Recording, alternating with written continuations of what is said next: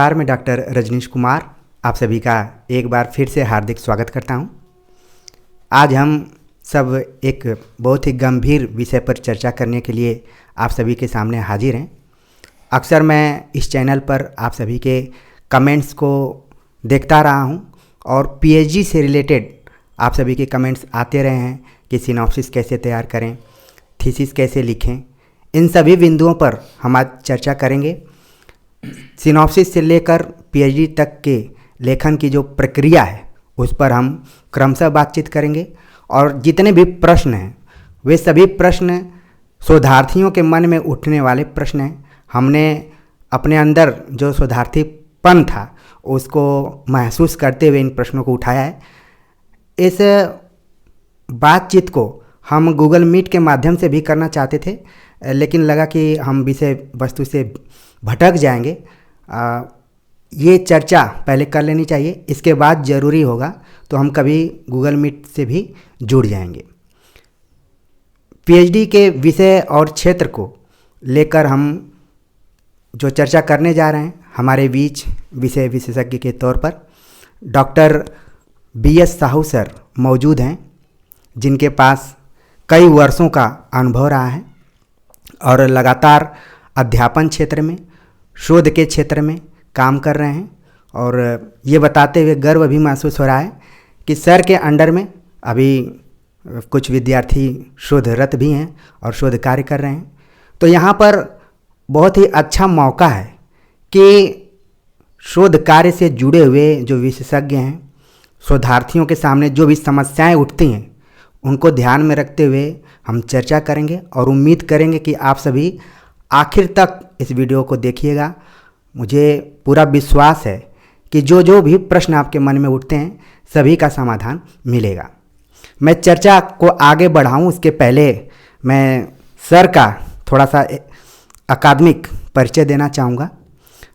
Sir की जो उच्च शिक्षा हुई है वो गुरु घासीदास विश्वविद्यालय बिलासपुर से इन्होंने एमए, एमफिल, पीएचडी किया। एमफिल का इनका विषय रहा डॉक्टर जयप्रकाश करदम की रचनाओं में अम्बेडकरवादी चेतना, और काव्य संग्रह 2 थे जिनका कि सर ने तुलनात्मक अध्ययन किया है। नाम है तिनका तिनका आग और गूंगा नहीं था मैं के विशेष संदर्भ में अम्बेडकरवादी चेतना पर इनका काम रहा है एमफिल का। इसके बाद पीएचडी इन्होंने गुरु घासीदास केंद्रीय विश्वविद्यालय से ही किया, जिसका विषय था हिंदी दलित आत्मकथाओं का समाजशास्त्रीय अध्ययन। तो दोनों टॉपिक आप देख रहे हैं कि दलित साहित्य से जुड़े हुए हैं और जिनके अंडर में आपके मन में सवाल ज़रूर उठ रहा होगा कि आखिरकार सर ने किसके अंडर में काम किया है। तो वर्तमान समय में स्त्री विमर्श और दलित विमर्श में काम करने वाली बेहतरीन प्राध्यापक प्रोफेसर जो कि वर्तमान समय में जामिया मिलिया इस्लामिया विश्वविद्यालय नई दिल्ली में प्रोफेसर के तौर पर हैं और उनका नाम है डॉक्टर हेमलता महेश्वर। तो उन्हीं के अंडर में सर ने अपना शोध कार्य किया हुआ है। हम आपस में प्रायः चर्चा करते रहे हैं कि जो भी विद्यार्थी शोध कार्य करना चाहते हैं उनको किन किन प्रश्नों से जूझना पड़ता है, और सर ने सहर्ष तरीके से इस चीज़ को स्वीकार किया और आपके लिए कीमती वक्त निकाला हुआ है। इनकी कई किताबें भी प्रकाशित हुई हैं और लगातार पत्र पत्रिकाओं में शोधपरक आलेख आते रहे हैं। तो मैं सर का आप सभी के तरफ से भी हार्दिक स्वागत करता हूं और सीधे हम जो भी प्रश्न हैं उन प्रश्नों की तरफ चलेंगे और बात करेंगे। सबसे पहले जब हम शोध के बारे में सोचते हैं, रिसर्च करना चाहते हैं, जब हम नेट जेआरएफ क्वालिफाइड हो जाते हैं तो अगला प्रोसेस हमारा यही होता है कि हम पीएचडी कर लें। यहाँ तक कि नौकरी में आ जाते हैं तो भी पीएचडी करने का एक मलाल या फिर प्रयास रहता है कि अगर मौका मिले तो हम करेंगे। तो जितने भी विद्यार्थी यहाँ जुड़े हुए हैं सब नेट जेआरएफ तो लगभग उसकी तैयारी कर ही रहे हैं, क्वालिफाइड भी हो गए हैं। उसी के अगले प्रोसेस पे हम चर्चा कर रहे हैं। तो सर प्राय हम लोग देखते हैं कि जब शोध के बारे में विद्यार्थी सोचते हैं तो उनके सामने जो पहला सवाल आता है कि शोध विषय का चुनाव कैसे किया जाए या फिर चुनाव करते समय किन किन चीज़ों को हमें ध्यान में रखना चाहिए। तो अगर कोई विद्यार्थी शोध के बारे में सोच रहा है तो कैसे वो चुनाव करे। सर्वप्रथम मैं आपका बहुत बहुत धन्यवाद करना चाहता हूं सर। आपने देश के प्रायः जो हिंदी के चैनल अभी स्थापित हैं, जो विद्यार्थियों को लाभान्वित कर रहे हैं, और उनमें से एक चैनल आपका है अनुराज हिंदी अकादमी। आपने इतने महत्वपूर्ण प्लेटफॉर्म पर मुझे आमंत्रित किया, इसके लिए सर्वप्रथम आपका धन्यवाद। और ये सब प्लेटफॉर्म से जुड़े हुए जितने भी अभी तैयारी करने वाले छात्र छात्राएं हैं, उन सभी का भी धन्यवाद करता हूं कि उनके बीच में मुझे आपने बुलाया। हम विषय पे आते हैं। आपने जो सवाल किया कि विषय का चयन करते समय किन बातों का ध्यान रखा जाए और किस तरह के विषय हों हमारे, तो इस पर मुझे लगता है कि जो पीएचडी का कार्य होता है वो एक बहुत ही महत्वपूर्ण कार्य होता है। इसमें समय भी चाहिए होता है, श्रम भी चाहिए होता है और धैर्य की भी आवश्यकता होती है।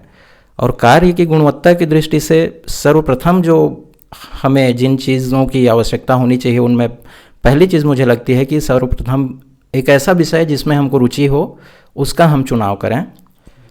तत्पश्चात विषय के प्रति हम देखें कि किस विषय में हमारी थोड़ी सी दखल है, हमारी पैठ है। जैसे पढ़ते लिखते समय कुछ विषय, कोई क्षेत्र ऐसा होता है जिनमें हमारी थोड़ी विशेष अभिरुचि के साथ पकड़ भी होती है, तो हमारी रुचि हो उस विषय में, थोड़ी हमारी पकड़ हो।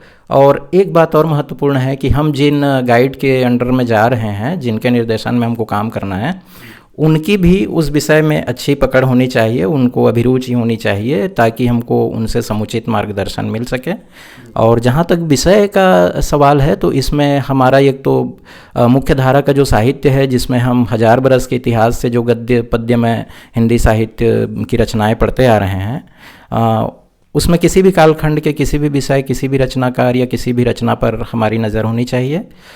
इसके साथ साथ पूरे देश का लोक साहित्य है, तो इसमें बहुत प्राथमिकता के साथ जिस क्षेत्र को हम बिलोंग करते हैं, जहाँ के हम रहने वाले हैं, जिनको करीब से जानते हैं, उन विषयों की तरफ हमारा ध्यान होना चाहिए। तो ये कुछ बातें हैं जो विषय चयन की दृष्टि से मददगार हो सकती हैं। धन्यवाद सर। हम लोग जब पीएचडी में एडमिशन लिए थे, तो हमारे प्रोफेसर थे, जिनके वजह से हम सब आज यहाँ बातचीत करने लायक बचे हुए हैं, तो अपने अपने शोध निर्देशकों को याद करते हुए हम इस कार्यक्रम को आगे बढ़ाएंगे। हमारे प्रोफेसर प्रायः कहा करते थे कि विषय चयन करने के लिए शोधार्थी की रुचि और उसकी जिज्ञासा होनी चाहिए। तो सर ने बड़ा सही बताया कि रुचि के साथ साथ जिज्ञासा और विषय क्षेत्र काफ़ी व्यापक रहा है। उसी के अगले क्रम में हम अगला प्रश्न सर से पूछेंगे कि ये तो बात हुई कि जो भी विद्यार्थी शोध करना चाहते हैं तो उनकी रुचि होनी चाहिए, लेकिन कुछ ऐसे विद्यार्थी हैं जिनको शोध के बारे में बहुत सारी जानकारी नहीं होती है, लेकिन उनके मन में इच्छा होती है कि काश वो भी शोध कर पाएँ। ऐसे विद्यार्थियों की संख्या सर ज़्यादा है और वो चाहते हैं कि कोई ऐसा गाइडेंस दे कि वो शोध करें, उनको टॉपिक बताया जाए किस एरिया में कर सकते हैं। तो दूसरा सवाल यही है कि जिन विद्यार्थियों के मन मस्तिष्क में बिल्कुल ये विचार आ ही नहीं पा रहा है कि वो आखिरकार किस विषय पर सिनॉप्सिस तैयार करें, तो ऐसे विद्यार्थियों के बारे में सर आप कुछ गाइडेंस कीजिए।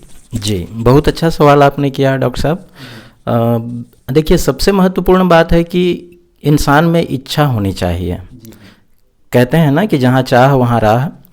किसी भी विद्यार्थी के मन में ये यदि प्रबल इच्छा है कि मुझे पीएचडी करनी है, मुझे डॉक्टरेट की उपाधि अर्जित करनी है और मुझे आगे शिक्षा के क्षेत्र में कुछ करना है, तो मुझे लगता है, मान लीजिए उसके मन में कोई विषय का निर्धारण नहीं हो सका है किन्हीं वजहों से, तो ऐसे में बहुत कोई वो समस्या की बात है ऐसा मुझे नहीं लगता। उसको जिन निर्देशकों के अंडर में उनको जाना है, ऐसे व्यक्तियों के बीच में उनको बैठना चाहिए। या पढ़ाई लिखाई के दौरान ही हमारे बहुत सारे वरिष्ठ जन होते हैं जिनसे हम समय समय पर रूबरू होते, मार्गदर्शन लेते रहते हैं। ऐसे लोगों के बीच में भी बैठना चाहिए और उनको सलाह लेनी चाहिए, मार्गदर्शन लेना चाहिए। और इसमें एक महत्वपूर्ण बात मुझे ये समझ में आती है कि जो एक जैसे हम लोग अलग अलग कालखंड की दृष्टि से साहित्य को वर्गीकृत करके देखते हैं, हर युग जो होता है किसी विषय को एक तरह से प्राथमिक तौर पर लेके चल रहा होता है। जैसे आज के दौर में हम लोग देखें तो ये विमर्शों का जो दौर चला है वो काफ़ी महत्वपूर्ण है, चाहे दलित विमर्श हो, स्त्री विमर्श हो, या आदिवासी विमर्श हो, या हम लोग और देखें तो ट्रांसजेंडर हो, या फिर किसी भी तरह का विमर्श हो। बहुत तरह के विषय आजकल चल रहे हैं। तो ये मानकर चला जा सकता है कि इनमें से कोई एक महत्वपूर्ण विषय भी निकल कर आ सकता है। और परंपरागत रूप से जो हमारा, मैंने जैसा कि शुरू में कहा, लगभग 1000 साल का हिंदी साहित्य का ही इतिहास जो रहा है, उनके बीच में ही अभी शोध की अपार संभावनाएं हैं और नवीन स्थापनाओं की गुंजाइश बहुत दिखती है। तो विषय बहुत हैं, बस वही है कि कहीं से हमको मार्गदर्शन की आवश्यकता होगी, तो इस बात को हमको ध्यान में रखना चाहिए। हाँ, सर ने कहा कि अगर आप शोध करना चाहते हैं तो शोध परक दृष्टि रखने वालों के बीच में आपको रहना पड़ेगा, उनसे गाइडेंस लेना पड़ेगा, और आपके मन में जिस भी एरिया में काम करने की इच्छा जागृत हो रही है उसको बताइए। शोध के विषय और क्षेत्र तो असीमित हैं। हम लोग जब सिनॉप्सिस बनाते हैं तो पहला ही टॉपिक रहता है कि विषय, क्षेत्र एवं संभावनाएं। तो संभावनाएं ज़्यादा हैं, असीमित हैं। अगला सवाल सर ये आता है कि शोध का विषय भी कंप्लीट हो गया, चुना गया। अगर कोई विद्यार्थी हिंदी साहित्य के 1000 वर्षों में से कालखंड विशेष पर शोध करना चाह रहा है तो उसको कैसे वो अपना विषय बना सकता है? जैसे मैं ये कहना चाहता हूँ कि मध्यकालीन हिंदी साहित्य को देखा जाए जिसमें कि भक्तिकाल और रीतिकाल दोनों शामिल होता है, तो भक्तिकाल में भी आज के जितने विमर्श चल रहे हैं उसके सूत्र वहाँ पर दिखाई पड़ते हैं, चाहे स्त्री विमर्श हो, चाहे दलित विमर्श हो। तो क्या कालखंड को ध्यान में रखते हुए भी विषय को निर्धारित किया जा सकता है विमर्शों के दृष्टिकोण से, या फिर कुछ समयावधि को भी ध्यान में रखते हुए उसकी प्रवृत्तियों को ध्यान में रखकर शोध विषय को बनाया जा सकता है? तो अगर इस टाइप के कुछ टॉपिक्स हों जिनके आधार पर जो शोधार्थी काम करना चाहते हैं वो किसी खास रचनाकार या फिर रचना पे नहीं करना चाहते हैं बल्कि कालखंड को ध्यान में रखना चाहते हैं, तो किस तरीके के शीर्षक को बना सकते हैं कुछ? जी, इसमें सर 2 बातें हैं। एक तो कालखंड पर आधारित आपने प्रश्न किया है और दूसरा है प्रवृत्ति पर आधारित। प्रवृत्ति का जहाँ तक सवाल है, देखिए हम लोगों ने जो अभी तक साहित्यिक अध्यवसाय की यात्रा में अभी तक जो कुछ देखा, महसूस किया, अपने गुरुजनों से, वरिष्ठ जनों से जो कुछ सीखा, लगता है कि कुछ जैसे विमर्श के क्षेत्र में ही देखें तो इनकी शुरुआत हम लोग जो 80 के आसपास जैसे देखते हैं, जैसे दलित विमर्श है, लेकिन उस विषय वस्तु के भीतर जिस तरह से मापदंड को हम देखते हैं कि विषय में क्या बातें होनी चाहिए, तो लेखकों के द्वारा उन मापदंडों के आधार पर रचनाएं सृजित की जाती हैं। लेकिन फिर बाद में हम लोग आलोचना से जुड़ते हैं और उन विषयों के विश्लेषण की दृष्टि से यदि देखते हैं तो उनके जो मूलभूत तत्व हैं, उन मूलभूत तत्वों को आप पीछे भी जाकर तलाश सकते हैं। जैसे कई विचारकों में आप देखेंगे कि प्रेमचंद में भी उस तरह के विमर्श देखेंगे, अमृतलाल नागर में देखेंगे, और बहुत ऐसे आप देखेंगे कि कबीर तक भी जाएंगे। तो कहने का मतलब यह है कि प्रवृत्ति की जहाँ तक बात है तो कुछ चीज़ों का नामकरण भले ही बाद में होता है लेकिन उसके तत्व जो हैं उसके पहले भी मौजूद होते हैं। तो उसको हम लोग इस तरह से एक क्रम बनाकर उसके आगे पीछे एक तारतम्य और तालमेल बनाकर देख सकते हैं। इसके अलावा जो कालखंड की दृष्टि से जो प्रश्न है वह किसी काल विशेष में होने वाली कुछ विशेष किस्म की रचनाएं हैं। जैसे अभी हम लोगों ने जो चर्चा की कि 80-90 के दशक से इधर हम लोग देखते हैं तो चाहे स्त्री विमर्श की रचनाएं हों, दलित विमर्श की रचनाएं हों, इनमें एक व्यापक परिमाण में रचनाएं आपको देखने को मिलेंगी, हमको देखने को मिलती हैं। जैसे आत्मकथाएं बहुत लिखी गई, और इसी तरह से देखेंगे कि जो कविताएं हैं या कहानियां हैं, है ना, गद्य पद्यमय जो भी रचनाएं हैं, इनमें लगता है कि काफ़ी एक बड़े पैमाने पर रचनाएं हुई। इसी तरह से स्त्री विमर्श की जो लेखिकाएं हैं, जो बहुचर्चित लेखिकाएं हैं, रचनाएं पहले भी होती रही हैं। हम लोग अब उसी को जैसे प्रवृत्ति के हिसाब से हम लोग देख रहे थे, तो हम लोग बहुत पहले से भक्ति काल से भी इधर आ सकते हैं, और उसके भी पहले यदि हम लोग जाएं तो थेरी गाथा वगैरह में भी इसके सूत्र हमको मिलते हैं। पर जैसे जैसे हम इधर 80-90 के दशक में हम लोग पहुंचते हैं, तो इधर सैकड़ों की संख्या में लेखिकाएं हमको नज़र आती हैं। तो इस तरह से हम एक रचना का विषय ये बना सकते हैं कि 90 के दशक में होने वाली स्त्री विमर्श की प्रमुख औपन्यासिक रचनाएं या प्रमुख आत्मकथाएं, इस तरह से एक कालखंड को रख के, चूँकि पीएचडी एक ऐसा मतलब विषय और ऐसा कार्य है कि उसको हम एक सीमा में ही करें तो बहुत अच्छे से उसका विश्लेषण विवेचन हम कर सकते हैं। तो आपने जो प्रश्न किए, दोनों ही प्रश्न सटीक हैं। कालक्रम की दृष्टि से, एक प्रवृत्ति की दृष्टि से भी कर सकते हैं, और उसी को एक कालखंड में हम लोग 10 साल की रचनाएं, 20 साल के भीतर हुई रचनाएं, इस तरह से भी हम लोग उसको एक चुनाव करके उसका बहुत अच्छे से विवेचन विश्लेषण करके कुछ स्थापनाएं हम लोग साहित्य जगत में रख सकते हैं। जी सर, इसी विमर्श से ही जुड़ा हुआ एक अगला प्रश्न है, और ये ऐसा प्रश्न है कि जितने भी विद्यार्थी अपनी सिनॉप्सिस बनाते हैं, उन सिनॉप्सिसों के विषय वस्तु को हम देखते हैं तो इसी प्रश्न से जुड़ा हुआ है। विमर्श की दृष्टि से आजकल आप देखेंगे कि ज़्यादातर सिनॉप्सिस बनाए जाते हैं, विद्यार्थी लेकर जाते भी हैं अपने वाइवा में, इंटरव्यू में, तो वहाँ पर कई बार उनसे सवाल पूछ दिया जाता है कि अब विमर्शों में क्या बहुत कुछ रखा हुआ है, आप साहित्य को बांट कर मत देखिए, विमर्शों के दृष्टिकोण से नहीं देखना है। जैसे कोई दलित विमर्श पर ले गया, आदिवासी विमर्श, स्त्री विमर्श पे, तो इस तरीके के सवाल पूछे जाते हैं। और सर्वाधिक शोध विषय विद्यार्थियों को ये लगता है कि अगर वो विमर्श से रिलेटेड टॉपिक लेकर जाएंगे तो उनको ज़्यादा महत्व दिया जाएगा, और वर्तमान समय के दृष्टिकोण से बड़ा ही वो प्रासंगिक सा लगता है। लेकिन इंटरव्यू में उनके साथ बड़ा ही सकारात्मक रवैया नहीं दिखाई देता, जो भी एक्सपर्ट्स हैं। कई बार हमने दिल्ली विश्वविद्यालय या फिर जो भी केंद्रीय विश्वविद्यालय हैं, वहाँ के परीक्षार्थी या शोधार्थी जो हैं बताते हैं कि मैं फलां लेखिका के रचनाओं में स्त्री विमर्श लेकर गया तो बोला गया कि अब ये घिसा पीटा टॉपिक हो गया है, या फिर दलित विमर्श लेके गया तो उसको भी बोला गया कि अब ये सब घिसा पीटा टॉपिक हो गया है। तो विमर्श को क्या मतलब, ऐसा लगता है कि विमर्श पर आधारित जो भी टॉपिक्स हैं वो कहीं एक्सपर्ट्सों के नज़र में प्रतिरोध के विषय के रूप में तो नहीं आ गए हैं। इस चीज़ को आप मतलब कैसे देखना चाहते हैं? जैसे मैं यही पूछना चाह रहा हूँ कि वर्तमान समय में जो भी विमर्श के दृष्टिकोण से टॉपिक्स ले जा रहे हैं, बच्चे ले जाते हैं, तो मौजूद जो भी सिलेक्शन कमेटीज हैं ये सब, उनको लगता है कि ये कहीं ना कहीं प्रतिरोधी प्रवृत्ति के विद्यार्थी हैं। लगता है कि विषय को विभाजित करके नहीं देखना चाहिए। ये जिन हम लोग चाहे स्त्री विमर्श बोल रहे हों, दलित विमर्श बोल रहे हों, किसी भी तरह के विमर्श की बात कर रहे हों, मुझे लगता है ये साहित्य का विभाजनवादी जो हमारा दृष्टिकोण है वो नहीं होना चाहिए। मेरी समझ में साहित्य में विभाजन नहीं है, यह विविधता है।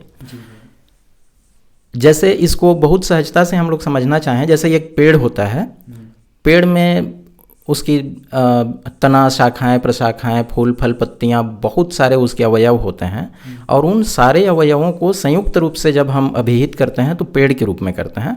वैसे ही जो हम साहित्य कहते हैं, यह सहितम हितेन भावः यस्मै सः, ऐसी रचना जिसमें समाज के समग्र हित का भाव निहित हो, इस भाव को लेकर चलने वाली रचना का नाम साहित्य है। तो मैं समझता हूँ कि हम इन सब को जब मिलाते हैं तब हमारा साहित्य जो है पूर्ण अपना रूपाकार ग्रहण करता है। इसलिए इनको अलग अलग करके ना देखा जाए। हाँ, एक चीज़ ज़रूर आती है कि ये सब हुआ क्यों? हुआ इसलिए कि किसी भी समाज में आप देखेंगे, किसी भी आधार पर, जाति हो, वर्ण हो, वर्ग हो, शिक्षा हो, भूगोल हो, भाषा हो, किसी भी आधार पर कोई वर्ग ऐसा होता है जो समाज की मुख्य धारा में और प्रभाव में हो सकता है। कुछ ऐसे वर्ग के लोग हो सकते हैं जो कि हाशिए पर रहे हों, ऐसा लगभग आप देखेंगे दुनिया के बहुत सारे देशों में आपको देखने को मिलेगा। हमारे भी देश के इतिहास में ये चीज़ें रही हैं। तो जिस वर्ग को शिक्षा का, संपत्ति का, सम्मान का अधिकार नहीं रहा सैकड़ों सालों से, जैसे जैसे समाज बदला, उन लोगों के प्रति लोगों का ध्यान गया, उनको अवसर मिले, शिक्षा दीक्षा उनकी आगे बढ़ी, आर्थिक स्थिति सुधरी, और वो जब समाज में खड़े होकर बात करने लायक हुए तो उन्होंने अपने अनुभवों को, अपनी शिकायतों को, अपनी मांगों को और भविष्य की अपनी योजनाओं को लेकर जब यदि उन्होंने साहित्य में अपनी बातें करनी शुरू की हैं तो मुझे लगता है इनका स्वागत होना चाहिए। और उसको इस रूप में नहीं कि केवल गिले शिकवे के रूप में देखा जाए, बल्कि इस रूप में कि समाज की मुख्य धारा में मनुष्य होने के नाते हर किसी का स्थान होना चाहिए, हक का, सम्मान का, अधिकार का भी और कर्तव्यों का भी। केवल मांग नहीं, वो अपनी जहाँ उनको शिकायत है मांग भी होनी चाहिए। समाज के प्रति जो उनका उत्तरदायित्व है उनके प्रति उनको भी ईमानदार होना चाहिए। तो मैं यही बस कहना चाहूँगा कि इसको हम संयुक्त रूप में देखें और हम सब कहीं न कहीं एक हैं। साहित्य की जो भी अलग अलग जिसके भी नाम हैं, उन सारे नामों को साहित्य के अंतर्गत समाहित करते हुए साहित्य को हम लोग एकमेव भाव से देखें। जी बिल्कुल सही आपने कहा सर कि जो भी विमर्श पर आधारित शोध विषय होते हैं वो भिन्न नहीं होते हैं, बल्कि उसमें विविधता होती है। भिन्नता के स्थान पर विविधताओं को समावेशित करते हैं। विमर्श पर आधारित शोध विषयों को मैं इसलिए थोड़ा सा इसमें प्रतिरोध शब्द जुड़ा हुआ था कि मुझे याद आता है कि हमारे एक सहपाठी थे, उन्होंने अपने शोध निर्देशक से कहा कि सर मैं स्त्री विमर्श पर काम करना चाहता हूँ। तो उन्होंने हंसी मजाक करते हुए कहा कि तेरी शादी हुई है? तो उन्होंने कहा कि नहीं सर। तो कहे कि स्त्री विमर्श पर करना है तो पहले तुम शादी करो। तो कहीं न कहीं जो विमर्श पर आधारित शोध विषय होते हैं उसमें लगता है कि स्वानुभूति, सहानुभूति वाला प्रश्न छिपा रहता है, क्योंकि आप देखें कि बहुत सारे ऐसे पुरुष शोधार्थी हैं जिन्होंने कि स्त्रियों पर बहुत काम किया हुआ है, ठीक है, और बहुत सारे ऐसे शोधार्थी रहे हैं जो कि दलित समाज की पीड़ाओं को भले नहीं उन्होंने कभी अनुभूत किया, लेकिन उन्होंने इस पर रिसर्च किया। आजकल बहुत सारे आप देखें कि उच्च वर्ग के जो भी आलोचक हैं, लेखक हैं, वो ढेर सारी रचनाएं कर रहे हैं। तो सवाल उठ जाता है सहानुभूति और स्वानुभूति और सहानुभूति का। सर इसी से जुड़ा हुआ अगला प्रश्न ये है कि तमाम शोध विषयों और क्षेत्रों पर हम सभी चर्चा कर रहे हैं। आगे हम देखते हैं कि आप शोध विषय का चुनाव क्या पत्र पत्रिकाओं के विशेषांकों को आधार बनाते हुए कर सकते हैं, या फिर कुछ पत्रिकाएं हैं जो अपने समय में काफ़ी महत्वपूर्ण रही हैं, या फिर मैं कहूँ कि मील का पत्थर उनको कहा जा सकता है, जैसे कि सरस्वती पत्रिका, चाँद, आलोचना, हंस। तो पत्र पत्रिकाओं के विशेषांकों और पत्रिकाओं के कुछ खास अवधि को लेकर भी शोध विषय को बनाया जा सकता है। हाँ बिल्कुल, हम लोग बस इसके पहले जो आप बात कर रहे थे इस पर बस मैं थोड़ी सी टिप्पणी करना चाहूँगा स्वानुभूति और सहानुभूति के प्रश्न पर। ये वाकई एक महत्वपूर्ण विषय है जिस पर बहुत देश में चर्चा हुई, बाहर भी चर्चाएं हुई। देखिए, जहाँ तक मुझे इस विषय पे लगता है, स्वानुभूति का जो प्रश्न होगा, मान लीजिए किसी भी विषय पर हमको लिखना हो तो एक ऐसा वर्ग जो उस वर्ग की पीड़ा को, उस वर्ग के दुख दर्द को, उस वर्ग की वास्तविक स्थितियों को जो जी कर समझता हो, और यदि वह साहित्यिक सांचे में ढालकर उन चीज़ों को बाहर लाने में यदि वह सक्षम है, तो बाहर वाले वर्ग की तुलना में मैं समझता हूँ कि उसकी रचना ज़्यादा प्रभावकारी और ज़्यादा सटीक होगी, ज़्यादा प्रामाणिक होगी। तो इसको तो एक तो हमको इस बहुत ही निर्विवाद रूप से इस चीज़ को हमको स्वीकार करना चाहिए कि स्वानुभूति वाला जो विषय है वो वाकई यदि वह सक्षम एक साहित्यकार है और उसके साथ अनुभव का भी कहीं पूट है, उसका खजाना है उसके पास, तो वो एक बहुत अच्छी बात है। दूसरी बात जो आपने कही सर के सहानुभूति, तो साहित्य के मामले में हम लोग हमेशा से एक चीज़ पढ़ते रहे हैं कि साहित्यकार जो होता है परकाया प्रवेशी होता है। कवियों के बारे में जैसे कहा गया कि जहाँ ना पहुँचे रवि वहाँ पहुँचे कवि, तो ये जो पर काया प्रवेश करने का जो गुण होता है साहित्यकार का, वास्तव में यही वो गुण होता है जिसके माध्यम से वह साहित्यकार होता है। किसी के दुख दर्द को वह देखता है, उस विषय में वह ठहर कर सोचता है, और वह इतना सोचता है कि उसके बारे में वह बहुत कुछ सही और सटीक ढंग से कहने पे सक्षम होता है। इसको आपको ध्यान होगा, मुक्तिबोध जी ने तीसरा क्षण निबंध में बहुत अच्छे से इसको अभिव्यक्त किया है। पहला क्षण जो वो हमारा किसी भी विषय को देखकर सुनकर अनुभूति जो जागती है पल भर में, हमारा पहला क्षण है। उस क्षण का विस्तार हम लोग महीने, साल, 2 साल, 4 साल में जो अनुभव और ज्ञान के आधार पर विस्तार करते हैं, वो हमारा दूसरा क्षण है, चाहे वो जितना भी लंबा हो सकता है। तीसरा क्षण उन्होंने कहा कि उस विषय को फिर हम लोग कलम उठाते हैं और लिखना शुरू करते हैं, हमारा तीसरा क्षण होता है। तो इसमें साहित्यकार जो होता है वो पूरी तरह से किसी विषय को बहुत ही खूबसूरती से और बहुत ही प्रामाणिक, बहुत ही संजीदगी से उस विषय को अभिव्यक्त कर सकता है, और चाहे उसका आधार सहानुभूति भी क्यों ना हो। तो ये दोनों ऐसी बातें हैं जिन पर हमको बहुत ही उदारता के साथ इन चीज़ों को स्वीकार करना चाहिए कि सहानुभूति का भी प्रश्न बहुत महत्वपूर्ण है। सहानुभूति का साहित्य भी बहुत ही उम्दा हो सकता है, बहुत सटीक हो सकता है। जैसे आप प्रेमचंद के साहित्य को देखिए, निराला जी के साहित्य को देखिए, जिस भी पीड़ित हाशिए के जिस भी वर्ग पर उन्होंने कलम चलाई, क्या वो रचनाएं प्रभावशाली नहीं हैं? क्या वो रचनाएं सटीक नहीं हैं? तो हम सहानुभूति के प्रश्न को भी हम अनदेखा ना करें, ये मेरा कहना है। और दूसरा जो हमारा प्रश्न था पत्रिकाओं के विशेषांकों को ध्यान में रखते हुए क्या हम विषय का निर्धारण कर सकते हैं, या फिर पत्रिकाओं के जो भी अवधियाँ, कुछ खास पत्रिकाएं रही हैं जो कि काफ़ी अपने समय को प्रभावित करती रही हैं, तो उनको भी ध्यान में रखते हुए विषय बनाए जा सकते हैं? बिल्कुल बिल्कुल, एक बहुत महत्वपूर्ण सवाल है। पत्र पत्रिकाओं में जो विशेषांक निकलते हैं डॉक्टर साहब, हम लोग देखते हैं कि अक्सर जैसे कोई हमारे बहुत महत्वपूर्ण साहित्यकार हैं, तो क्या होता है, किसी की हम जैसे जन्म शताब्दी मनाते हैं, किसी और अवसर पे उनको याद करते हैं, तो उन पर हम अच्छे रचनाकारों से, जो भी जिनसे भी हम रचनाएं आमंत्रित कर सकते हैं, उनसे जो भी जुड़े हुए हैं, उन पर जिनका बहुत अच्छा मतलब कहिए कि ज्ञान है, चाहे पढ़कर या मिलकर या व्यक्तिगत रूप से जानकर, तो उनके द्वारा जो लेख आलेख आते हैं वो काफ़ी महत्वपूर्ण होते हैं। तो इस तरह की जो भी 20, 25, 50, 100 की तादाद में हम लोग देखते हैं कि किसी रचनाकार पर ही केंद्रित, उसमें शोध परक या विचार परक या अनुभव परक या संस्मरण आधारित जो लेख आलेख होते हैं, वो कहीं न कहीं एक विषय के रूप में बहुत महत्वपूर्ण साबित हो सकता है। दूसरा, कई बार हम लोग ये देखते हैं कि केवल रचनाकार नहीं, बल्कि साहित्य कि किसी रचना प्रवृत्ति पर आधारित कुछ इस तरह के विशेषांक होते हैं। जैसे मान लीजिए अभी हम लोग छायावाद के बारे में हम लोग ये बात कर सकते हैं कि 100 बरस पूरा हुआ छायावाद को, 100 बरस से अब हम लोग आगे बढ़ गए।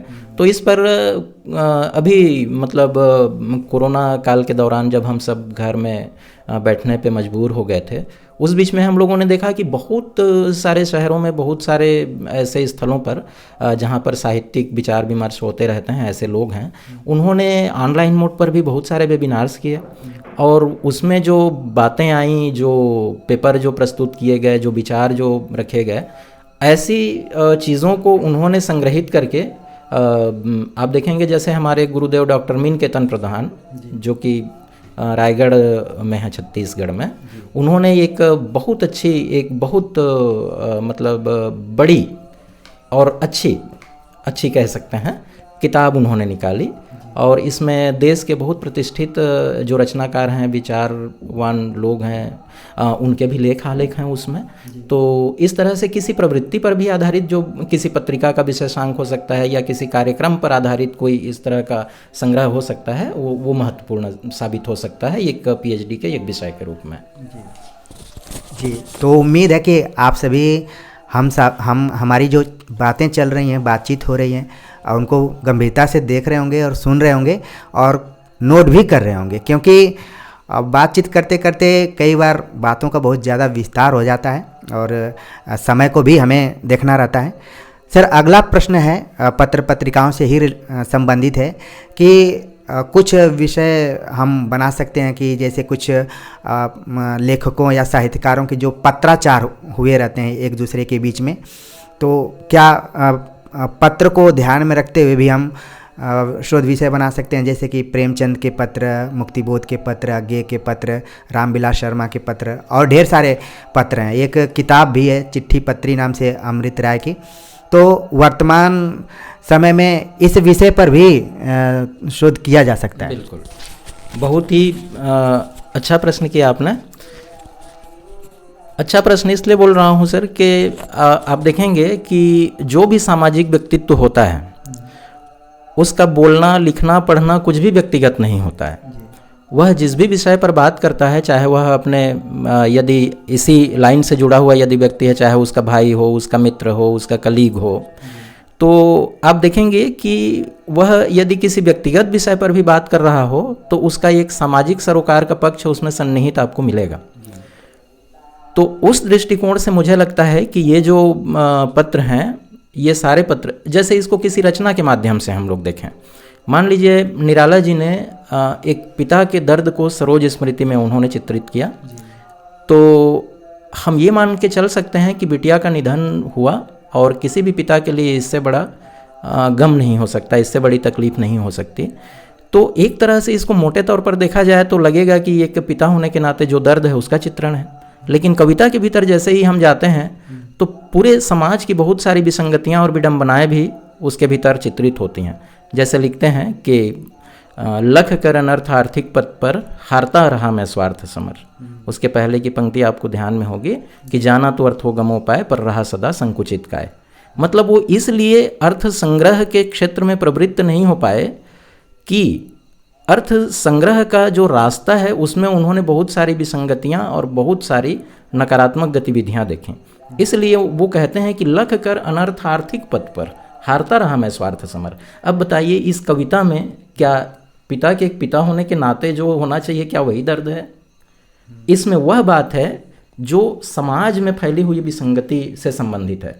इस तरह से चिट्ठी पत्रियों में भी हम लोग देखते हैं कि जिन्होंने भी, चाहे आपने जिक्र किया कि डॉक्टर नामवर सिंह जी की चिट्ठी हो या फिर आपने जैनेंद्र के बारे में जो चिट्ठी पत्री की बात की, मुक्तिबोध हों, रामविलास शर्मा जी हों, तो ये ऐसे स्थापित बुद्धिजीवी हैं इस समाज के जो इस पीढ़ी के तो आदर्श हैं ही, और उन्होंने जो आदर्श स्थापित किया वो कहीं ना कहीं कालजयी है इनके कार्यों की वजह से।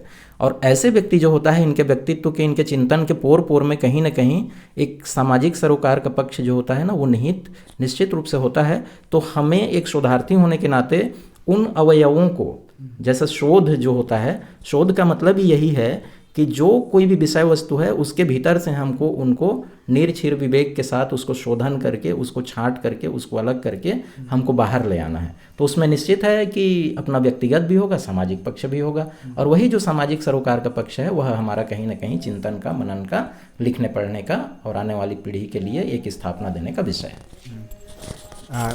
बहुत ही महत्वपूर्ण बात आपने कही सर कि पत्र न सिर्फ दो व्यक्तियों के बीच में आदान प्रदान को बताते हैं, बल्कि वो पूरे एक समाज की तरफ भी संकेत करते हैं कि वो व्यक्ति की सामाजिक पहचान क्या रही होगी। क्योंकि पत्रों को आप जब पढ़ेंगे तो साहित्यकार के अलग एक जीवन के बारे में भी आपको जानकारी मिलेगी। तो इस पर भी विषय बनाया जा सकता है। अगला प्रश्न है सर कि क्योंकि जब हम शोध का विषय निर्धारित करते हैं तो प्राय कोशिश रहती है कि एकदम नया विषय हो, जिस पे कि कोई काम न किया हो, हमारा ही पहला काम हो। इसको लेकर भी विद्यार्थी कई बार भटकते हुए नज़र आते हैं कि 2 बार 3 बार हम इंटरव्यू दे चुके हैं, जो चयन समिति है बार बार कह रही है कि कुछ नया लेकर आइए, और उस नया के प्रयास में कई सालों से परेशान से रखते हैं।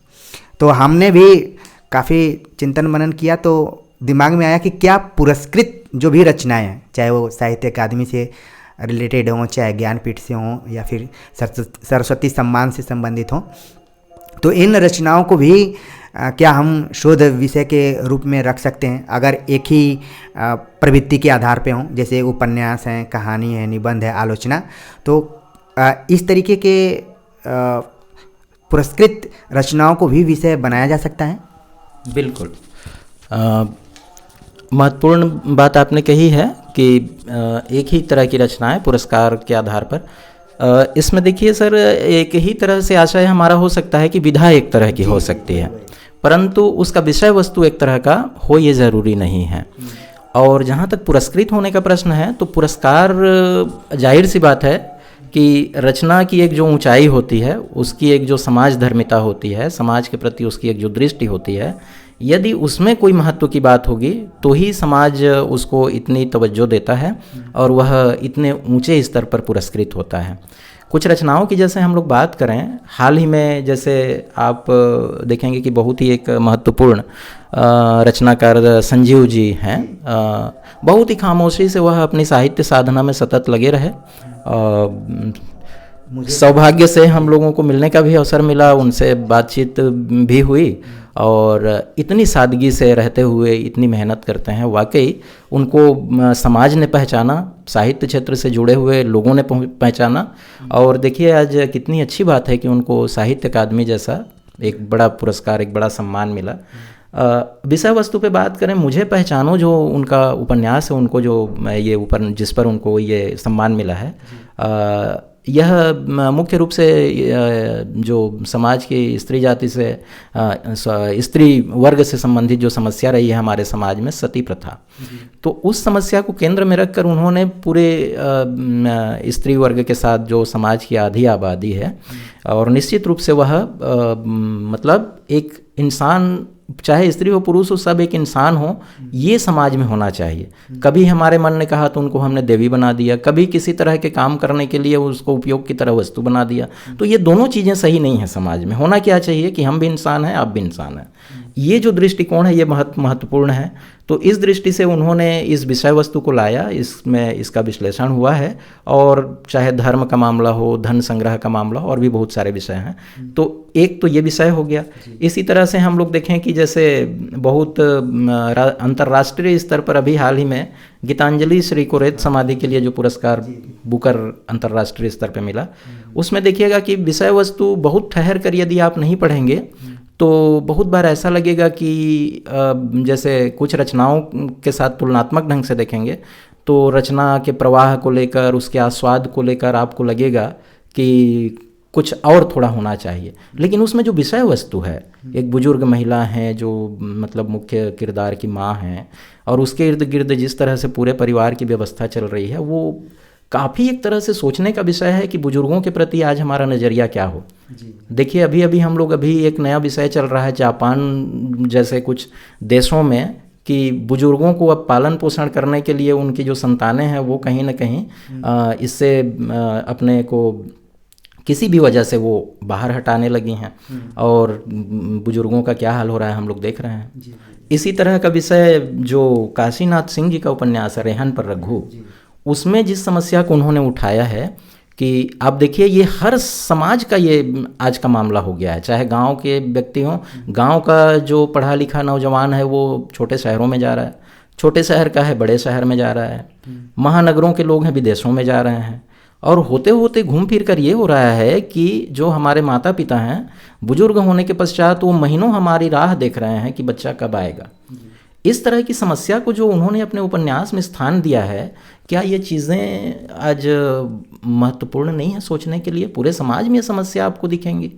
तो विधा एक हो सकती है, पुरस्कार एक हो सकता है, लेकिन इसकी खूबसूरती यही है कि इसमें विषय वस्तु अलग अलग होते हैं, और इन तमाम चीज़ों को बाहर लाना, और एक शोधार्थी जैसा कि मैं समझता हूँ, रचनाकार और आम पाठक के बीच की कड़ी होता है। पूरी रचनाओं को जब हम देखते हैं तो रचना, शोध और समीक्षा, ये जो तीनों श्रेणियाँ हैं इनमें देखते हैं, तो शोधार्थी जो होता है वो आम पाठकों तक रचनाकार के मंतव्य को, उसके चिंतन को, उसकी बातों को, उसकी चिंताओं को बहुत साफ सुथरे ढंग से पहुँचाने का प्रयास करता है।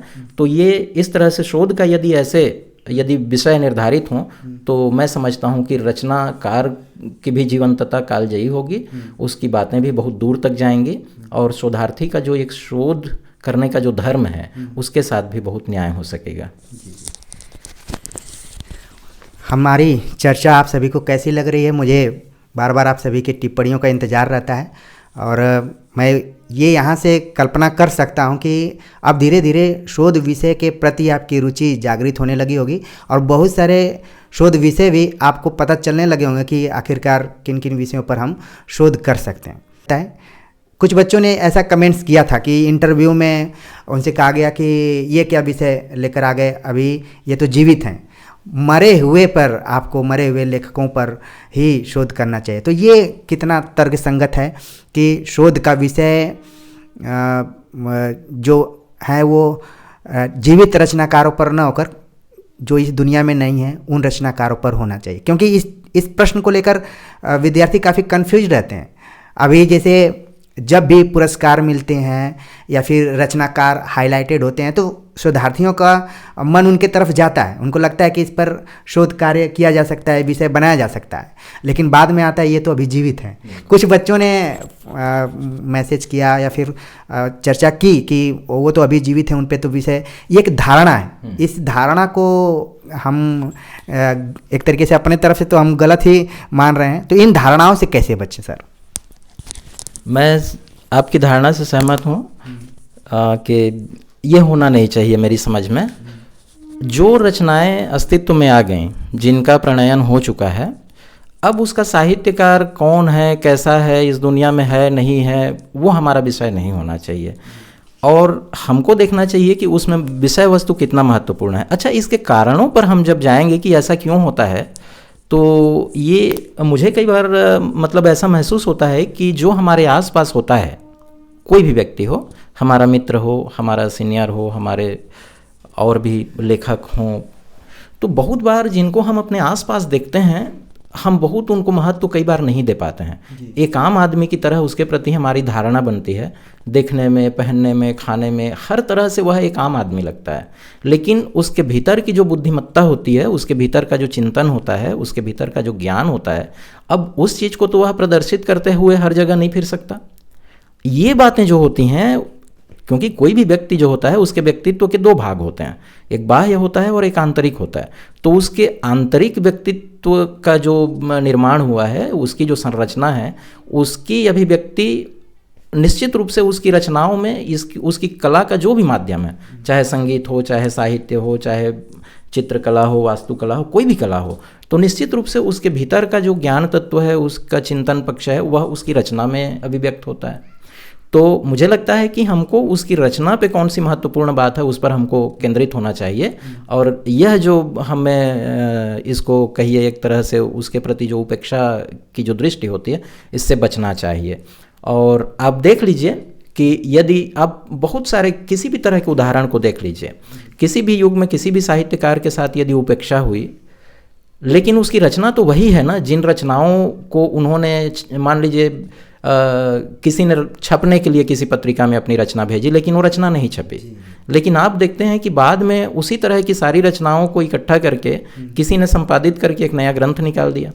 अब वो रचनाएं हमारे लिए इतनी महत्वपूर्ण हो गई कि उन पर हम बहुत सारे शोध कार्य करने लगे, उनकी चर्चा देश विदेश में होने लगी। तो बताइए कि क्या उस रचना के भीतर हमने कोई उसके अंतर्वस्तु का जो संयोजन हुआ था उसमें तो कोई बदलाव नहीं किया। तो रचना है वही, लेकिन उसको उनके रहते हुए और नहीं रहने के बाद जो उनकी स्वीकार्यता है, उसमें मुझे लगता है कहीं ना कहीं हमारी सोच का बस अंतर होता है। तो हमको इसमें नहीं जाना चाहिए कि कोई रचनाकार है या नहीं है, उसकी रचना में बातें कितनी महत्वपूर्ण है, इस बात को हमको ध्यान में रखना चाहिए।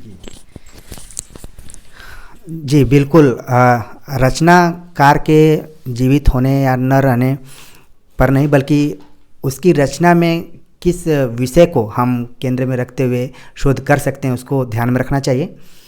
आखिरी सवाल है आज का कि शोध ग्रंथ लिखना बहुत आसान नहीं होता है। कई बार जिनका एडमिशन पीएचडी में हो जाता है और जो ईमानदारी से करते हैं, शोध में दो तीन चीज़ें बड़ी ज़रूरी होती हैं, एक तो रुचि, दूसरी जिज्ञासा, तीसरी ईमानदारी। तो जो ईमानदारी से करते हैं उनको उनके शोध ग्रंथ का पहला पेज जीवन भर अधूरा सा लगता है कि मैं इसमें और कुछ जोड़ सकता था, और कुछ जोड़ सकता था, जो कि कभी पूरा होने वाला नहीं है। तो शोध ग्रंथ जब हम लिखने बैठते हैं तो एक एक वाक्य लिखना हमारे लिए काफ़ी चुनौतीपूर्ण होता है, और फिर बाद में हम कई पेज भी लिख देते हैं धीरे धीरे। तो सर, शोध ग्रंथ को कैसे लिखा जाए या फिर किन किन बातों को ध्यान में रखा जाए जब हम शोध विषय का चुनाव कर लेते हैं, तो थीसिस को आखिरी रूप देने के लिए हमें क्या क्या ध्यान में रखना चाहिए? आपने एक बहुत ही रोमांचक बात कही कि पहला पेज केवल लिखने पढ़ने के क्षेत्र में नहीं, जीवन में बहुत सारे क्षेत्र हमारे ऐसे होते हैं जिनमें पहला जो होता है ना वो बड़ा महत्वपूर्ण होता है। आप देखेंगे कि कोई बच्चा है जिसका पहला कदम जो उठता है वह पूरे परिवार के लिए रोमांचकारी होता है। वहीं से समझ लीजिए कि आती आप जैसे ऑनलाइन मोड पे बहुत सारे बच्चों को शिक्षित करने का पुनीत कार्य कर रहे हैं, बहुत बार आप महसूस करते होंगे कि बात कहाँ से शुरू हो। तो इस तरह की चीज़ें जो होती हैं बड़ी महत्वपूर्ण होती हैं। लेकिन ठीक है, आप कहीं से भी बात शुरू करिए। शुरू करने का तरीका हो सकता है कि कोई बहुत प्रभावशाली हो, किसी का कम प्रभावशाली हो, लेकिन उसकी पूरी यात्रा महत्वपूर्ण होती है जहाँ तक हमको पहुँचना है। तो मैं इसको इसी रूप में लेना चाहूँगा कि हम सबसे पहले तो पूरे कार्य को महत्व देते हुए कहीं से भी शुरुआत करें, और फिर गुंजाइश तो इस बात की होती है कि हम चाहें तो बीच में सुधार भी कहीं कर लें। कहीं यदि कोई नया विचार आ रहा है, कोई परिवर्तन हमारे मन में आ रहा है, तो उसको उस रूप में हम कर सकते हैं बाद में। इसके बाद हम देखेंगे कि शोध जो विषय है उसको हम किस तरह से पूरा उसका प्रणयन करें। तो सबसे पहले मैं समझता हूँ कि जो हम लोग रिसर्च मेथोडोलॉजी पढ़ते हैं, शोध प्रविधि पढ़ते हैं, जिसको आजकल कोर्स वर्क में बहुत व्यवस्थित रूप से पढ़ाया जा रहा है। हम लोग अपने समय में एमफिल में उसको एक सेमेस्टर में उसको पूरा पढ़ते थे। तो मुझे लगता है कि सबसे पहले लिखने से पहले लिखने की जो प्रविधि होनी चाहिए, लिखने का जो तरीका होना चाहिए, उसका ज्ञान होना चाहिए। और इस ज्ञान के लिए थोड़ा अध्ययन भी होना चाहिए, थोड़ा सा जानकारों के बीच का एक हमारा संपर्क भी होना चाहिए, उनसे मार्गदर्शन मिलना चाहिए। कुछ महत्वपूर्ण किताबें जैसे हम लोग पढ़ते रहे, जैसे डॉक्टर विनय मोहन शर्मा जी की शोध प्रविधि है, डॉक्टर गणेशन हैं, डॉक्टर नगेंद्र हैं, और भी बहुत सारे लेखक हैं। और मुझे लगता है कि किसी एक ही किताब में सारी बातें विद्यमान नहीं होती हैं। तो ऐसी कुछ महत्वपूर्ण किताबें जो जानकार हैं उनके संपर्क में हम लोग आकर उनसे मार्गदर्शन लें, और उन किताबों को पहले हम लोग पढ़ें ठीक से और शोध प्रविधि को समझें। उसके बाद फिर हम लोग अपने कार्य में प्रवृत्त हों, आगे बढ़ें। तो जैसे ही हम आगे बढ़ेंगे, सिनॉप्सिस तैयार करना एक पहला काम है। तो सिनॉप्सिस तैयार करने के लिए आजकल तो आप देखेंगे कि विश्वविद्यालयों में एक प्रारूप ही जारी कर दिया गया है कि ये 8 बिंदु हैं, है ना, जिसमें आपको उनके भीतर रहकर अपनी सिनॉप्सिस को तैयार करना है। जैसे सबसे पहले आप शीर्षक लगाइए, उस समस्या के बारे में जिक्र करिए दूसरे टॉपिक पे जिसका आप अध्ययन करना चाह रहे हैं, जिसका विस्तृत अनुशीलन करना चाह रहे हैं।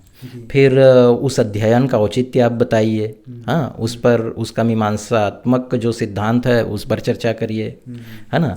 उसके प्रति जो आपकी हाइपोथेसिस है, जो परिकल्पना है, वह भी एक बिंदु के रूप में है। इसी तरह से शोध विधि को लेकर एक भाग है उसका, है ना। फिर अध्ययन के स्रोत हमारे क्या होंगे, उनके प्राथमिक द्वितीयक सबको आप बताइए। और फिर अगला जो है उसमें अध्याय की योजना बताइए। इस तरह से सिनॉप्सिस के लिए ये अब मुझे लगता है जब से इस तरह का एक मापदंड जब जारी कर दिया गया, तो बस सवाल यही होगा कि इन सारे बिंदुओं पे बहुत अच्छे से हम कैसे मतलब सिनॉप्सिस को आकार दे सकते हैं। तो एक तरह से इसके लिए हमको हमारे जो भी निर्देशक होंगे उनके संपर्क में बैठकर थोड़ा सा बातचीत करें और चर्चा करें, और एक तरह से हम उसको बहुत अच्छे से समझें। वैसे तो कोर्स वर्क के दौरान समझाया भी जाता है, लेकिन यदि और उसको और कहीं थोड़ा सा यदि हमको परिमार्जित करने का यदि किसी के साथ अवसर है तो वो भी हम करें। तो ये तो हमारा तैयार हो गया इस तरह से। उसके बाद देखेंगे कि हमारा जो मुख्य शोध ग्रंथ है उसको लिखते समय, जैसा कि अभी हम लोग बातचीत किए कि अध्याय योजना, अब यहाँ से ये काम हमारा शुरू हो जाएगा। प्रथम अध्याय, द्वितीय अध्याय, जितने भी अध्यायों में 5, 6, 7 में हमने उसको वर्गीकृत किया है। तो शुरू से हम लोग जब लिखना शुरू करेंगे तो इसमें कुछ महत्वपूर्ण बातें हैं जिनको हमको ध्यान में रखना चाहिए। मान लीजिए हम रचनाओं पर केंद्रित यदि कोई शोध कार्य कर रहे हैं, तो रचनाओं को सबसे पहले हम पढ़ते हैं। तो पढ़ने के बाद क्या होता है, उसके प्रति हमारा एक अवबोध तैयार होता है, हमारी एक दृष्टि तैयार होती है, हमारी एक समझ विकसित होती है, एक तैयार होती है समझ, वो हमारी कच्ची पक्की हो सकती है जैसी भी हो।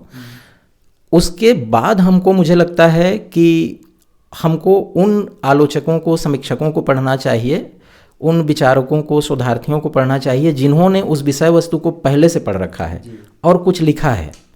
तो एक तो हमने क्या किया, उस रचना को हमने अपनी दृष्टि से देखा कि वो रचना कैसी है, फिर हमने उन लोगों की दृष्टि से देखा जिन्होंने पहले से उनको देख रखा है। अब हम क्या करें कि दोनों को जोड़ें कि मैंने कैसे देखा और इन्होंने कैसे देखा। अब इस दोनों के देखने के बाद हमारा एक फिर से निष्कर्ष जैसा एक दृष्टिकोण फिर से हमको महसूस होगा, उसको हम लिखते हुए चलें और उसके बाद हमारा जो उसमें एक मत बन रहा है किसी विषय का विश्लेषण करते हुए, उसको मुख्य भाग की तरह हम लिखते चलें और उससे संबंधित जितने सारे लोगों की बातें हमको याद आ रही हैं, ध्यान आ रही हैं, है ना, उनको हम लोग कोट करते हुए चलें कि इस विषय पे इन्होंने भी ऐसा लिखा है। तो उससे क्या होगा, हमारे मत की पुष्टि होगी और हमारे साथ कोई एक स्थापित रचनाकार है जिसकी बात की स्वीकृति है हमारे जैसे समाज के बीच में, तो वो कहीं ना कहीं एक मजबूती उससे आएगी। और इसमें बस हमको एक बात का ध्यान रखना चाहिए कि बड़ी ईमानदारी से जिनका हम कथन ले रहे हैं, जिनका विचार ले रहे हैं, उसको बात में हम लोग बोलचाल में भी ये शैली अपनाते हैं कि इस विषय पे, जैसे हम लोग कह रहे थे कि निराला जी ने ऐसा लिखा है, इस विषय में मुक्तिबोध जी ने ऐसा लिखा है। तो शोध कार्य में लिखने के दरमियान क्या होता है कि उसको हमको बड़ी प्रामाणिकता के साथ उसको इन्वर्टेड कामा में उनके कथन को क्लोज करके हमको उसका संदर्भ देना होता है कि इस किताब में इस पृष्ठ संख्या पे ये लिखा गया है।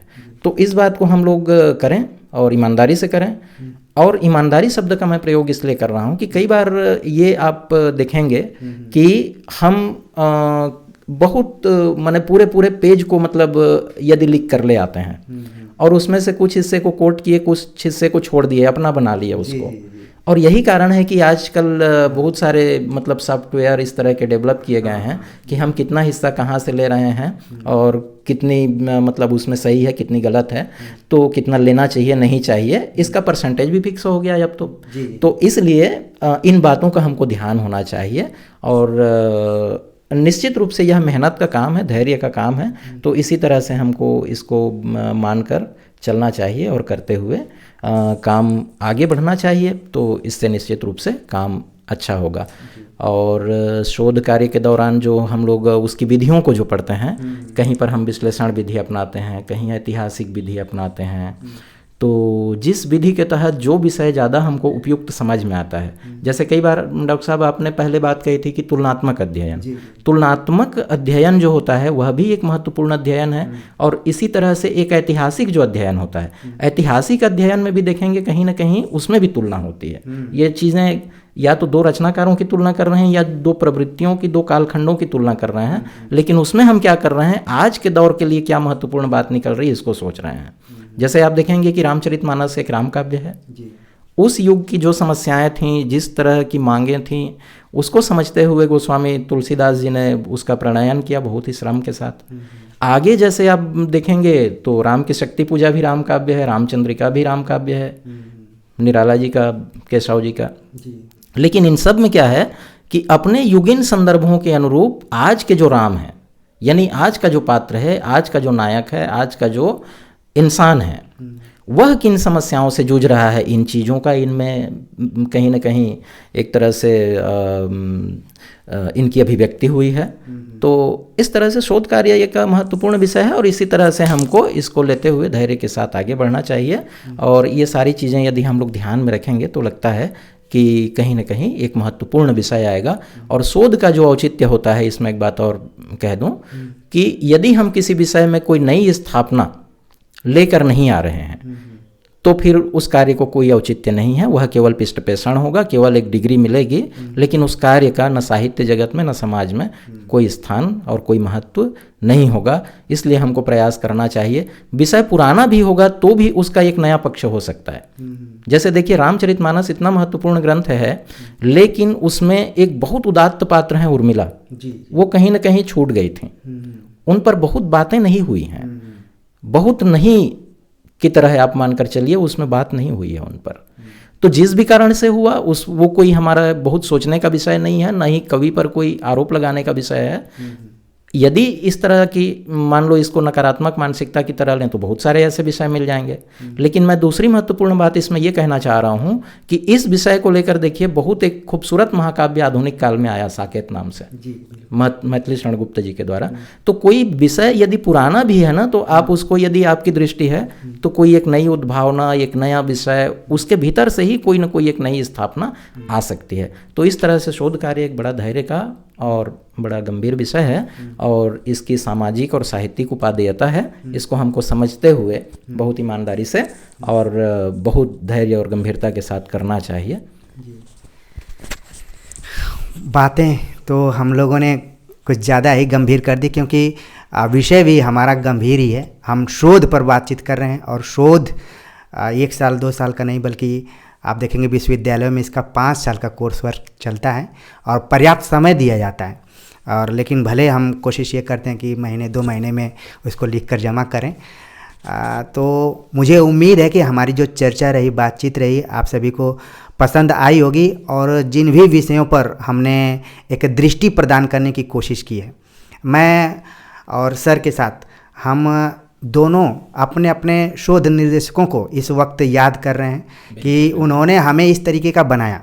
बहुत कम प्लेटफॉर्म पर आप देखेंगे कि इस तरीके से गंभीर चिंतन करने का प्रयास किया जाता रहा है।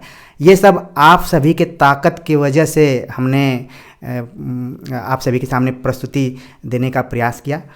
सर के अंडर में भी बच्चे रिसर्च कर रहे हैं, मेरे अंडर में भी बच्चे रिसर्च कर रहे हैं और हम शोध निर्देशक के तौर पर नहीं बल्कि एक शोधार्थी और विद्यार्थी के तौर पर इन विषयों को सोचने समझने का प्रयास करते रहे और आगे भी करते रहेंगे। और आप सभी के हमें कमेंट्स का इंतज़ार रहेगा कि चीज़ें क्लियर हुई हैं कि नहीं, क्योंकि बातें अगर हम करने लगें तो मन भरता ही नहीं है, लेकिन समय का भी हमें ध्यान रखना पड़ता है।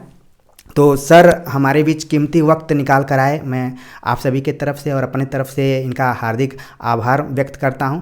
और अंत में यही मैं बातें कहूँगा कि आप अपने जीवन में हमेशा विद्यार्थी और शोधार्थीपन दोनों को बचा कर रखिए। ये आप देखेंगे कि प्राथमिक शिक्षा में, उच्च माध्यमिक शिक्षा में, ग्रेजुएशन, पोस्ट ग्रेजुएशन में आपको तमाम शिक्षक, आपके मित्र, दोस्त मिले होंगे जिससे आपने बहुत कुछ सीखा होगा। और नौकरी में आने के बाद भी आप इस चीज़ को, अगर विद्यार्थी और शोधार्थीपन को रखें तो आप अपने सहयोगियों से, अपने कलीगों से भी बहुत कुछ सीख सकते हैं। और लगातार सीखने की प्रक्रिया ही अगर कहा जाए शोध है तो गलत नहीं होगा।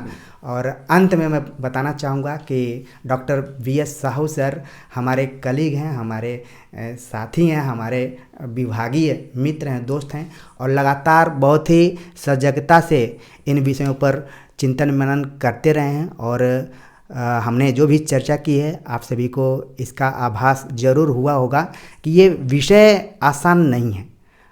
जिन भी विषयों पर हमने चर्चा की उस पर हम लगातार चिंतन मनन कर सकते हैं। तो उम्मीद है कि जो भी विद्यार्थी शोध विषय के चुनाव को लेकर चिंतित रहे होंगे उनको कुछ न कुछ दृष्टि मिली होगी। हम लोग अगर कामयाब होंगे तो आप सभी ज़रूर कमेंट्स कीजिएगा कि कितनी बातें समझ में आएंगी और ज़रूरत पड़ेगी तो हम कभी गूगल मीट के माध्यम से भी 1-to-1 चर्चा कर सकते हैं। तो सर आपका बहुत बहुत हार्दिक आभार व्यक्त करते हैं। एक बार पुनः आपका बहुत बहुत धन्यवाद सर, मुझे आपने अपने इस महत्वपूर्ण प्लेटफॉर्म पर बुलाया, मुझे जोड़ा और आपके साथ साथ इस प्लेटफॉर्म से जुड़े हुए तमाम नई पीढ़ी के हमारे विद्यार्थी साथियों को सीनियर होने के नाते, उनसे कुछ वरिष्ठ होने के नाते उनके प्रति मैं अपना स्नेह भी व्यक्त करता हूं। और चूंकि आपने अब इन सब से मेरा भी रिश्ता जोड़ दिया है तो मैं अपनी तरफ से भी उन्हें ये कहना चाहूँगा कि मेरे लायक जब कभी कोई ज़रूरत महसूस हो तो मुझसे साझा कर सकते हैं और जब कभी मेरी ज़रूरत महसूस हो तो मैं आप लोगों से रूबरू होने का बिल्कुल सहर्ष प्रयास करूँगा।